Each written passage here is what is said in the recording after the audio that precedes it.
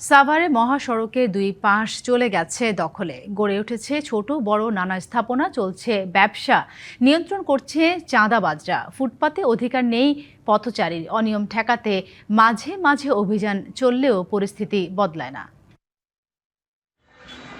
সাভারে সড়ক বা মহাসড়ক যত প্রশস্তই হোক, দখলদারের দৌরাত্ম্যে বিলীন হয়ে যাচ্ছে সবকিছু। ঢাকা আরিচা মহাসড়কের আমিনবাজার থেকে শুরু করে নবীনগর হয়ে টাঙ্গাইল মহাসড়কের চন্দ্রা পর্যন্ত প্রায় প্রতিটি বাস স্ট্যান্ড এলাকার একই চিত্র।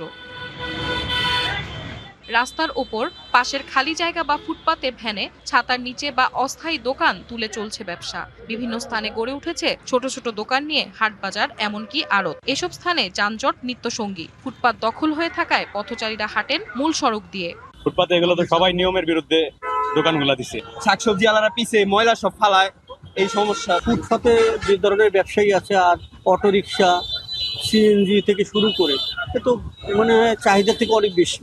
দখলদারদের ছত্রছায়ায় ফুটপাত ও রাস্তার পাশে এসব অবৈধ দোকান গড়ে উঠেছে। প্রতিদিন মহাসড়কের পাশের প্রতিটি দোকান থেকে গড়ে চাঁদা আদায় হয় ১০০ থেকে ৩০০ টাকা পর্যন্ত।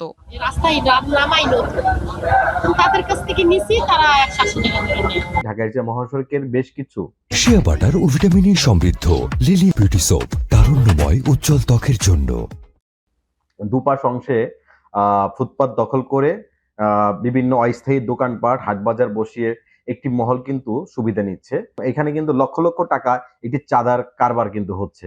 অনিয়ম বন্ধ করতে মাঝে মাঝে অভিযানে নামে প্রশাসন, চলে উচ্ছেদ কার্যক্রম।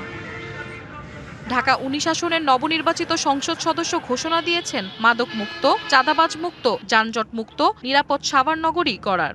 সন্ত্রাস, ছিনতাইকারী, চাঁদাবাজ মুক্ত সাভার আসতে চাই, নারীদের নিরাপত্তা চাই। এই কাজগুলো আমরা করবো সবার আগে।